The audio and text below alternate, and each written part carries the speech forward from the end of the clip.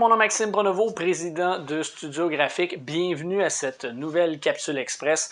Aujourd'hui, le sujet du jour, 3 faits importants à savoir sur le marketing numérique. En effet, je vais vous présenter dans quelques instants 3 statistiques qui vont sûrement en fait vous surprendre, mais qui vont être très utiles pour développer votre stratégie de marketing numérique dans le futur. Avant, si c'est un sujet qui vous intéresse, je vous invite à liker la vidéo présente et si c'est pas déjà fait en fait, à vous abonner à notre chaîne YouTube. C'est ce genre de petite attention-là qui nous permet de continuer, qui nous encourage à continuer en fait à faire des vidéos comme ça.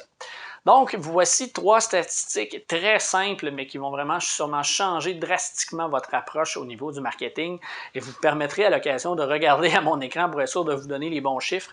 Mais la première statistique concerne en fait la visibilité ou les gens qui vont utiliser, quel type de médias ou d'appareils, en fait, plutôt devrais-je dire, les gens vont utiliser en majorité pour consulter du marketing, consulter de la publicité, consulter leurs médias sociaux préférés, ainsi de suite.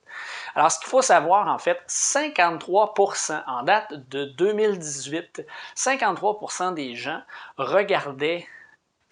utilisaient plus en fait leur cellulaire, leur téléphone cellulaire, téléphone intelligent, pour consulter le web que l'ordinateur traditionnel de bureau. C'était à prévoir il y a quelques années et c'est encore en augmentation. On parle d'une statistique de 2018, donc en 2020, on peut concevoir que l'augmentation est encore plus grande. Les gens vont consulter le contenu que vous leur transmettez via leur téléphone cellulaire en priorité de plus en plus. Ce que ça implique, ce qu'il faut savoir, c'est qu'en fait, lorsque vous allez envoyer une infolettre, lorsque vous allez avoir un site web, lorsque vous allez avoir une campagne sur les médias sociaux, de toujours penser comment cette personne-là va percevoir, va réaliser, va consulter en fait votre fameuse campagne ou va recevoir votre contenu.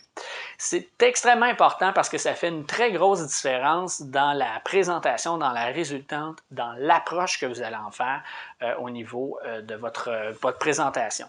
Parce qu'en fait, le courriel, les téléphones cellulaires, en fait, les gens vont souvent consulter ça en 2 rendez-vous, souvent peut-être arriver quelque part, ils vont être en train de faire l'épicerie, ils vont avoir leur téléphone cellulaire, vont recevoir votre courriel. Donc, c'est important de savoir que l'information doit être hyper condensée, hyper simple, hyper rapide et que s'ils veulent en savoir plus, bien après ça, ils vont pouvoir s'installer soit devant leur ordinateur de bureau ou sur leur divan ou peu importe au bureau, de regarder plus précisément. Mais si vous ne captez pas l'attention rapidement, bien, les gens qui vont recevoir votre contenu risquent d'oublier que votre contenu existe et peut-être pas retourner, aller le voir ou même profiter de votre offre de service. Donc, de penser dans cette optique-là va vraiment changer drastiquement votre approche. Ensuite, comme deuxième statistique, il est dit en fait là, que 70% des utilisateurs d'Internet, des utilisateurs du web, vont regarder en fait, vont pouvoir en fait consulter du contenu informatif d'un produit, vont procéder à l'achat en fait d'un produit suite à du contenu informatif plutôt qu'à une publicité traditionnelle. Donc, c'est pratiquement 75%, 70 à 75% des gens qui vont prendre une décision d'achat d'un produit après avoir regardé un contenu informatif qui expliquait comment le produit fonctionnait, les bienfaits qu'il a administré à une autre personne qui l'a utilisé, en fait, des comparatifs d'un produit avec un autre produit similaire. Tous ces aspects-là, en fait, vont avoir un impact drastique sur le choix de vos clients sur leurs produits qu'ils veulent avoir plus tard. Donc, c'est important de savoir que les gens vont, oui, vouloir avoir de la publicité, mais vont se sentir moins floués, si vous me permettez l'expression, s'ils voient que c'est du contenu, que vous avez pour but de leur expliquer toute l'utilité. Vous avez pris le temps de leur présenter quelque chose plutôt que de les convaincre de quelque chose. Alors, c'est important de savoir que votre marketing de contenu vient avoir une très grosse importance dans le succès de votre entreprise parce que les gens veulent voir le produit ou le service dans son action, dans sa façon d'être, avant de pouvoir procéder à un achat quelconque ou du moins avoir un intérêt point à la ligne. Et 70%, en fait, c'est plus des 2 tiers des gens qui vont regarder le web, qui vont regarder du contenu informatif, du contenu plus technique, que d'une publicité traditionnelle vont posséder un achat. C'est pas rien, pensez-y. Comment vous pouvez présenter votre produit, peut-être votre service différemment. Ensuite, la troisième statistique est hyper intéressante, c'est que 51% des gens disent avoir passé par Google avant de procéder à un achat dans un commerce ou une entreprise quelconque, ou même sur le commerce, la boutique en ligne d'une entreprise. Donc, plus de la moitié, ou la moitié là, environ, des gens vont faire une recherche sur Google avant de dire oui, je vais de l'avant, je procède à cet achat-là d'un produit X, Y, Z.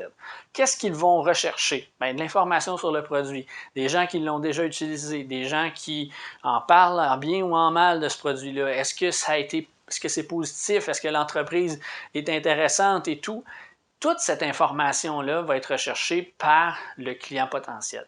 Donc, qu'est-ce que, lorsque vous faites une recherche, soit sur votre entreprise ou sur votre produit ou service sur Google, qu'est-ce qui ressort de ça? C'est extrêmement important. Parce que ça veut dire qu'un client potentiel sur deux va baser sa décision sur ce qu'il voit là.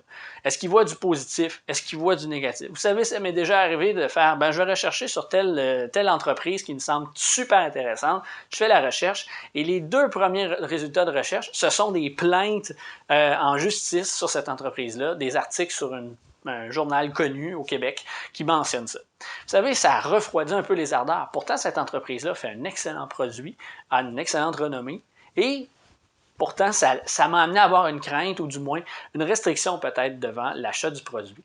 Donc, vous voyez comment ça peut rapidement changer. Le vent peut tourner de bord assez rapidement lorsqu'on parle de faire de l'achat en ligne, lorsqu'on parle d'aller rechercher de l'information sur Google. Donc, faites l'essai, faites l'exercice d'aller voir qu'est-ce que ça représente lorsqu'on recherche votre produit ou votre service, on recherche votre entreprise et qu'est-ce que vous pouvez faire pour améliorer davantage cet aspect-là, que lorsque les gens vont faire une recherche sur vous, votre produit, votre service, vont dire « Wow, c'est exactement ce que j'ai besoin, je veux aller de l'avant ». Donc voilà, c'est tout pour la capsule d'aujourd'hui. Je vous invite dans les commentaires à mentionner laquelle des 3 statistiques vous surprend le plus peut-être ou vous a allumé un peu plus. Donc, quelle de ces 3 statistiques-là vous rejoint un peu plus? Mentionnez-les dans les commentaires, faire plaisir d'interagir avec vous. Et si vous avez aimé la capsule d'aujourd'hui, je vous invite à liker cette vidéo-là, vous abonner pour en avoir davantage. Et si vous voulez aller un peu plus loin encore, vous pouvez vous abonner dans le lien dans la description, vous abonner à notre liste de courriels pour recevoir, oui, le contenu directement dans votre boîte de courriel, mais aussi des offres exclusives réservées à nos abonnés. Donc voilà, c'est tout pour la capsule d'aujourd'hui. Je vous retrouve très bientôt pour une autre capsule.